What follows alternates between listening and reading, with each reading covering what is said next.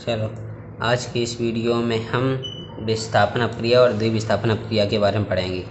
पहले देखते हैं विस्थापन अपक्रिया कौन सी।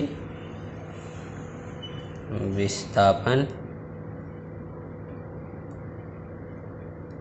अभिक्रिया, देखो इसको इंग्लिश में कहते हैं डिस्प्लेसमेंट रिएक्शन। डिस्प्लेसमेंट रिएक्शन, अगर हम इसके शब्द पर ध्यान दें तो इसका मतलब होता है कि एक विस्थापन अपक्रिया एक ऐसी अपक्रिया होती है जिसमें कि किसी तत्व का विस्थापन हो रहा हो। विस्थापन मतलब कि वह एक जगह से हटकर दूसरी जगह जा रहा हो कोई तत्व, तो उसे विस्थापन अपक्रिया कहना चाहिए शब्द के हिसाब से। देखो, क्योंकि शब्द का अर्थ है कि विस्थापन का अर्थ होता है एक जगह से दूसरी जगह की ओर जाना। ठीक है, उसी तरह डिस्प्लेसमेंट का अर्थ होता है यानी कि एक जगह से दूसरी जगह जाना इंग्लिश में।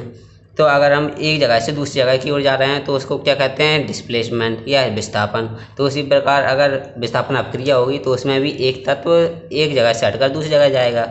जैसे कि मान लो हमारे पास एक तत्व NaCl है, ठीक है, और एक दूसरा तत्व है पोटेशियम।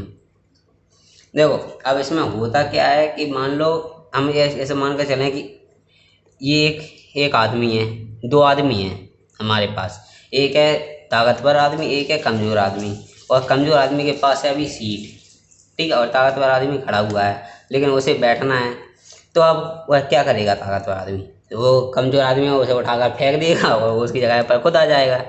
ठीक है, इसी प्रकार विस्थापन अपक्रिया में होता है। वो इसमें क्या होता है, जो सक्रिय यानी कि जो अधिक क्रियाशील तत्व होता है वो कम क्रियाशील तत्व को उसकी जगह से हटाकर उसकी जगह स्वयं आ जाता है। ठीक है, जैसे कि यहाँ पोटेशियम अधिक क्रियाशील है सोडियम की जगह के अपेक्षा। तो यहाँ पर क्या होगा कि जो पोटेशियम है वो सोडियम की जगह पर आ जाएगा और सोडियम को उसकी जगह से हटा देगा, जिससे क्या बनेगा, इससे रिएक्शन में होगा कि KCl बन जाएगा और Na हट जाएगा उससे। ठीक है, तो इसमें क्या हो रहा है, पोटेशियम आ गया तो उससे क्या हुआ, Na का विस्थापन हो गया, Na हट गया।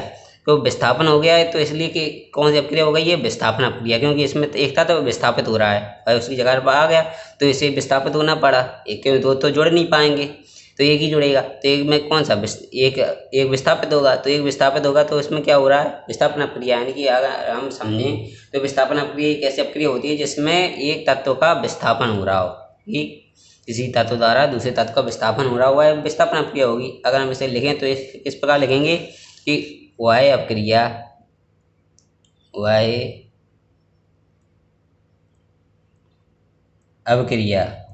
जिसमें अधिक क्रियाशील तत्व कम क्रियाशील तत्व को उसकी जगह से हटाकर स्वयं उस जगह पर आ जाता है, तो कौन सी अपक्रिया कहलाती है, विस्थापन अपक्रिया कहलाती है। ठीक है, कौन सी अपक्रिया हो गई, विस्थापन अपक्रिया कहलाती है। ठीक लाती है। जैसे कि हम इसमें और उदाहरण दें, जैसे कि मान लो हमारे पास है सोडियम हाइड्रोक्साइड यानी कि NaOH। ठीक है, देखो अब सोडियम से अधिक ताकतवर सिर्फ पोटेशियम होता है, इसलिए उसे सिर्फ पोटेशियम हटा सकता है और सोडियम को और कोई नहीं हटा सकता। अगर तुमसे कोई कहे कि NaOH है और एक तत्व है Mg, ठीक है, मैग्नीशियम, क्या यहाँ पर Mg Na को हटा सकता है उसकी जगह से, तो नहीं हटा सकता, क्योंकि यहाँ पर इसे हटाने वाला यानी कि जो विस्थापित कर रहा है इस तत्व को वो इससे अधिक क्रियाशील होना चाहिए। मतलब कि Na और Mg है, NaOH से जुड़ा हुआ है और अब एम जी को जुड़ना है उसके साथ। तो इसमें एक कंडीशन क्या होगी कि जो एम जी है उस वह इतना अधिक उसकी क्रियाशीलता एन ए की क्रियाशीलता से अधिक होनी चाहिए, तभी यह इसे विस्थापित कर सकेगा। देखो मान लो यहाँ पर इससे अधिक ताकतवर व्यक्ति बैठ रहा हो। मान लो मेरे एक व्यक्ति है, वो है ताकतवर है, अब उससे कमजोर व्यक्ति आकर कहे हट जाओ यहाँ से मुझे बैठना है, तो क्या वो हट जाएगा इसके कहने से?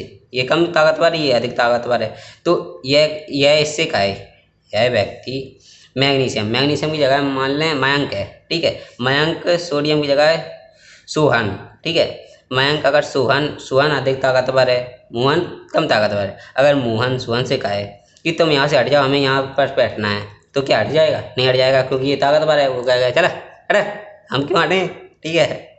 तो यानी कि वो उस जगह से हटेगा नहीं, क्योंकि उसे पता है हम ताकतवर हैं, या वो कुछ कहेगा भी तो कर क्या लेगा मेरा ये, ठीक है। लेकिन अगर इसी की जगह अगर ताकतवर हो, अब सोडियम से अधिक ताकतवर सिर्फ एक ही व्यक्ति हो सकता है, वो है पोटेशियम, और सोडियम से अधिक ताकतवर कोई नहीं हो सकता, मतलब कि क्रियाशील। सोडियम से अधिक क्रियाशील कोई नहीं है पूरे बा में पोटेशियम को छोड़कर, तो क्या सिर्फ इसे पोटेशियम हटा सकता है। तो अब अगर यहाँ इसकी जगह पोटेशियम आ जाए, और अब वो है पोटेशियम का है सोडियम से कि आप हट जाओ भाई मुझे यहाँ पर बैठना है, तो यह कुछ कह पाएगा? नहीं कह पाएगा। वो इसकी जगह पर आ जाएगा और इसे आसानी से हटना पड़ेगा। तो यहाँ पर क्या कंडीशन क्या अप्लाई हो रही है? इस पर कंडीशन अप्लाई ये हो रही है कि हटाने वाले को अधिक क्रियाशील होना चाहिए, इससे हटने वाला व्यक्ति है उसे हटाने वाले व्यक्ति से कम क्रियाशील होना चाहिए, तभी वह हटा सकेगा, वरना नहीं हटा पाएगा, ठीक है। तो अगर क्या हुआ, मान लीजिए अब हमारे पास क्या है, MgOH का उल्टा है मैग्नीशियम हाइड्रोक्साइड प्लस, अब यहाँ पर है Na, ठीक। तो क्या हो जाएगा, 2Na जोड़ दो तो क्या हो जाएगा 2NaOH प्लस Mg, बस खत्म, बन गया, ठीक है। तो यहाँ पर क्या बन गया, सोडियम हाइड्रोक्साइड प्लस Mg अलग हो गया, क्योंकि सोडियम Mg से अधिक ताकतवर था यानी क्रियाशील था, तो सोडियम इसे हटाकर उसकी जगह आ जाएगा। तो विस्थापन अभिक्रिया में हमने क्या देखा कि विस्थापन अभिक्रिया वह अभिक्रिया होती है जिसमें एक तत्व जो अधिक क्रियाशील है वो कम क्रियाशील तत्व को हटाकर उसकी जगह पर आ जाता है, ठीक। विस्थापन अभिक्रिया वह हो गई, ठीक। इसमें हमने लिख भी दिया कि वह अभिक्रिया जिसमें अधिक क्रियाशील तत्व कम क्रियाशील तत्व को उसकी जगह से हटाकर स्वयं उस जगह पर आ जाता है, विस्थापन क्रिया कहलाती है, ठीक। क्या हो गई विस्थापन अभिक्रिया। अब हमें समझना है द्विविस्थापन अभिक्रिया। द्विविस्थापन यानी कि डबल डिस्प्लेसमेंट रिएक्शन, क्या समझना है हमें द्विविस्थापन अभिक्रिया को, ठीक। तो द्विविस्थापन अभिक्रिया DOU यानी कि डबल डिस्प्लेसमेंट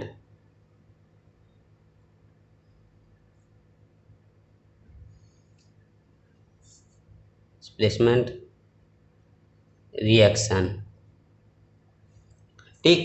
तो डबल डिस्प्लेसमेंट रिएक्शन में क्या होता है, इसमें आयनों का आदान प्रदान होता है। अगर तुम किताब में पढ़ोगे तो तुम में से किताब में कहा जाता है कि इस अभिक्रिया में आयनों का आदान प्रदान किया जाता है, लेकिन अगर हम तुमसे कहें कि यहाँ पर तुम्हें आयन नहीं, सिर्फ हम तुमसे कहें बहुत सरल तरीका से तुम समझ सकते हो कहाँ पर द्विविस्थापन अभिक्रिया हो रही है, तो इसमें तुम्हें एक चीज़ समझनी है, जहाँ पर दो तत्वों का विस्थापन हो रहा हो। यहाँ पर एक तत्व हो रहा था, देखो विस्थापन में एक ही तत्व हटा रहा था, एक ही का विस्थापन हो रहा था, ये हट रही थी, ये तो जुड़ रहा था ना, हट कौन रहा था, सिर्फ एक तत्व। अब लेकिन अब द्विविस्थापन क्या होता है, इसमें दो तत्वों का विस्थापन होता है, ठीक है। दो तत्व कौन कौन से होंगे, जैसे कि मान लो कोई तत्व ले लें हम, एक हमने ले लिया NaCl प्लस KOH। अब हम इसकी क्रिया करवाएं तो क्या होगा, अब K है वो Na से जुड़ जाएगा और Cl है वो किससे, क्या कह रहा हूँ, सॉरी K है वो किससे, ठीक है, NaCl प्लस KOH। तो जो K है वो Cl से जुड़ेगा और Na है वो किससे जुड़ेगा, OH से, ठीक। तो KCl से और NaOH से जुड़ जाएगा, तो क्या बनेगा KCl प्लस NaOH, मतलब कि पोटेशियम क्लोराइड। यहाँ पर क्या था, सोडियम क्लोराइड, सोडियम क्लोराइड, और यह था पोटेशियम हाइड्रोक्साइड। ठीक है, तो क्या बना यहाँ पर पोटेशियम क्लोराइड और सोडियम हाइड्रोक्साइड। ठीक, तो यहाँ पर क्या हो रहा है, यहाँ पर दो तत्वों का हो रहा है। देखो द्वितीय विस्थापन क्रिया को हम आसानी से समझ सकते हैं कि यहाँ पर दो तत्वों का विस्थापन होता है। हमने कहा Na, देखो कि यहाँ पर जुड़ेगा तो Na हट जाएगा, तो K हटा, K किसकी जगह पर आ गया, Na की जगह पर, तो Na किसकी जगह पर पहुँच गया, K की जगह पर, बस खत्म। ये हटा तो ये इसकी जगह पर पहुँच गया, तो ये इसकी जगह पर पहुँच गया। यहाँ पर दो लोग जुड़े, इन दो लोगों का हो रहा है। यहाँ पर सिर्फ एक था, ये एक छात्र था, एक को खड़ा रहना पड़ा था, लेकिन यहाँ पर दो हैं सीटें। अगर अब हम आसानी समझने की कोशिश करें तो क्या हो रहा है, देखो इसमें एक सीट थी, अगर हम वैसे समझें सरलता के लिए, तो उदाहरण के लिए मान लो कि हमने यहाँ पर कहा था सुहान है एक, ठीक है, ठीक है, सुहान है। अब सुहान के पास एक सीट थी, सुहान के पास एक सीट थी, ये सुहान है, ये कौन है, पप्पू है, मान लो ये पप्पू है, ये सुहान है। अब सुहान के पास एक सीट थी, पप्पू के पास को बैठना था, तो क्या हुआ, पप्पू ताकतवर था सुहान से, तो पप्पू ने सुहान को हटा दिया और वो इसकी जगह पर आ गया। ठीक, लेकिन जो द्विविस्थापन क्रिया होती है उसमें क्या होता है कि ये पप्पू है, इसके पास भी एक जगह है, एक सीट है इसके पास भी, और जो सोहन है उसके पास भी एक सीट है। लेकिन क्या हो रहा है कि जो पप्पू है उसे अपनी सीट अच्छी नहीं लग रही, उसे वह सोच रहा है मुझे यहाँ पर नहीं, मुझे यहाँ पर होना चाहिए। ठीक है, तो क्या हुआ कि जो NaCl है और KOH है, उसमें जो पोटेशियम है उसे KOH से हटकर NaCl से जोड़ना है। ठीक है, तो क्या हुआ, पोटेशियम अधिक ताकतवर है, तो ये ऐसे हटा सकता है कि नहीं हटा सकता, ताकतवर है तो वो इनमें से चाहे वो किसी के साथ भी जुड़ सकता है। ठीक है, तो पोटेशियम NaCl से Cl से जुड़ सकता है, क्योंकि वो इससे अधिक ताकतवर है, तो इसे आसानी से हटा देगा और इससे जुड़ जाएगा। ये किससे जुड़ेगा, तो K जुड़ गया Cl से। अब इससे जुड़ गया तो Na हट गया। अब बेचारे के पास क्या है बचा, पहले तो सीट थी नहीं, अब तो है उसके पास, तो मजबूरन उसे इस OH से जुड़ना पड़ेगा, क्योंकि उसके पास और कोई चारा भी नहीं है। कि कोई चारा है, अगर मान लो पोटेशियम ने Na को Cl से हटा दिया, Na को Cl से विस्थापित कर दिया पोटेशियम ने, तो अब NaCl के पास OH से जुड़ने के सिवा कोई चारा है, और कहाँ जा सकता है, वो कहीं नहीं जा सकता। इसके पास यह ऋणात्मक है, ये धनात्मक है, तो इसे मजबूरन जुड़ना पड़ेगा। ठीक है, तो ये इससे जुड़ जाएगा, बस खत्म। तो KCl बन गया और NaOH बन गया। तो इसमें क्या होता है, दो तत्वों का आदान प्रदान, दो तत्व अपने परस्पर आयनों का आदान प्रदान करते हैं। अब इसमें ये क्यों कहा जाता है, आपको में लग रहा होगा तुमने तो कह दिया तत्वों का, लेकिन किताब में लिखा रहता है कि आयनों का आदान प्रदान होता है। तो आयन कैसे हुए, तुमने तो तत्व बताया है, वरना किताब में तो आयन लिखा रहता है। तो आयन क्या हुआ, देखो तो आयन का मतलब क्या है, जो Na है उसमें +1 आयन होता है, और इसमें Cl है उसमें क्या होता है -1, और K का पोटेशियम की +1 और OH का -1।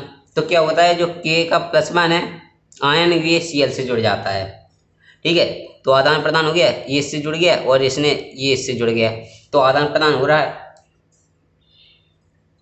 इसने ये +1 इसके साथ जुड़ा, ठीक है, तो ये +1 इसके साथ जुड़ा, तो इसमें आदान प्रदान हो गया। जैसे कि हम और सोचें, दूसरा तत्व लिया था हमने, मान लो हमारे पास है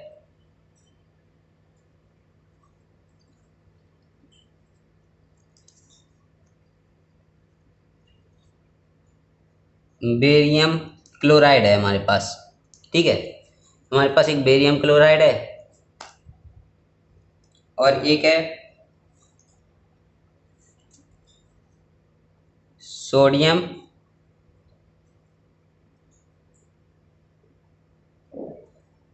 हाइड्रोक्साइड NaOH। तो क्या होगा, बताओ, हमारे पास एक बी यानी कि बेरियम क्लोराइड है और सोडियम हाइड्रोक्साइड है। तो इसमें देखो बेरियम की कितनी होती है +2, इसकी -1, इसकी +1, इसकी -1। तब क्या होगा, इसमें बराबर थी कह सकते हैं, तो इसमें क्या पता चल रहा था, लेकिन इसमें तो अलग है, इसकी +2 होती है, इसकी -1 होती है। तो ये +2 वाला इससे जुड़ेगा OH से, और Na वाला किससे जुड़ेगा Cl से। ठीक है, तो किससे जुड़ा, Na किससे जुड़ा Cl से, तो क्या हो गया Na Cl। अब यहाँ पर आगे लगा, ये हमने बताने के लिए कहा था, अब दूसरे नीचे ले लें हम उसे, तो कैसे लिखेंगे BaCl2 + NaOH। अब हमें इसे बनाना है तो कैसे करेंगे, अब हम यहाँ पर NaCl, लेकिन Cl तो 2 हैं, तो Cl2 नीचे हो नहीं सकते, क्योंकि यानी कि परमाणु संख्या कितनी होती है 11। तो इससे इस प्रकार उसकी संयोजकता तो 1 हुई, तो ये NaCl2 होगा नहीं, तो NaCl होगा तो 2NaCl कर सकते हैं Cl को 2 करने के लिए। अब Cl को 2 करने के लिए 2 किए तो Na2 हो गए। अब Na2 करने के लिए हमें यहाँ पर करना पड़ेगा, तो Na2 हो गए, और BaOH का उल्टा तो होगा ही। ठीक है, तो क्या बन गया NaCl + 2NaCl + BaOH का उल्टा, यानी barium hydroxide plus sodium chloride. ठीक है, ये बन गया। अब द्वितीय विस्थापन क्रिया में क्या पता चला, इसमें क्या होता है, तो इस अभिक्रिया में तत्वों का आपस में आदान प्रदान होता है। ठीक है, इस अभिक्रिया में तत्वों का आपस में आदान प्रदान होता है। और अब तुमसे कोई कहे कि विस्थापन अभिक्रिया और द्विविस्थापन अभिक्रिया में अंतर बताओ, तो विस्थापन यानी कि डिस्प्लेसमेंट, और द्विविस्थापन यानी कि डबल डिस्प्लेसमेंट रिएक्शन में अब अंतर। तो विस्थापन में क्या हो रहा था कि इसमें एक तत्व जुड़ रहा था और एक तत्व हट रहा था। ठीक है, मतलब देखो यहाँ पर तो मैं देख रहा हो कि Cl के अकेला है, के साथ कोई और है नहीं है। यहाँ पर सिर्फ एक के लिए 2 लोगों में लड़ाई हो रही है, एक सीट के लिए 2 लोगों में लड़ाई हो रही है विस्थापन में। और द्विविस्थापन में 2 सीटें तो हैं खुद के पास, लेकिन उसे मनचाही सीट के लिए लड़ाई हो रही है। इसमें मनचाही सीट के लिए लड़ाई हो रही है, इसमें एक सीट है तो एक सीट के लिए लड़ाई हो रही है। तो इसमें क्या है, तो अगर हम समझे तो विस्थापन में अपक्रिया में अधिक क्रियाशीलता तो वो लिखवा ही दिया हमने, कम क्रियाशीलता तो का विस्थापित कर देता है। ठीक है, इसमें एक तत्व का विस्थापन होता है, इसमें 2 तत्वों का विस्थापन होता है। ठीक है, और इसमें आयनों का आदान प्रदान कुछ होता नहीं है, इसमें आयनों का आदान प्रदान किया जाता है बस। तो ये लिखें हम, तो इसमें अधिक क्रियाशील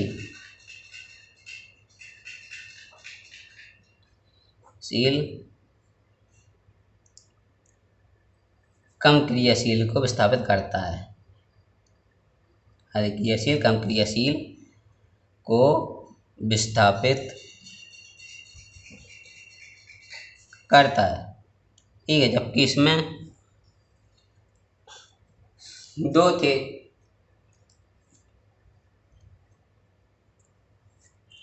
ठीक है, इसमें अधिक क्रियाशील कम क्रियाशील तत्व को विस्थापित करता है, जबकि इसमें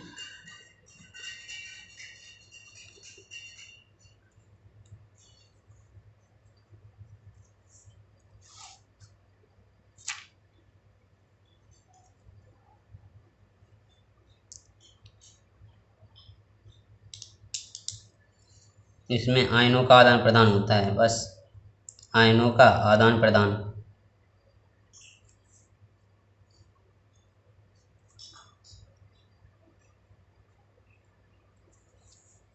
ठीक है।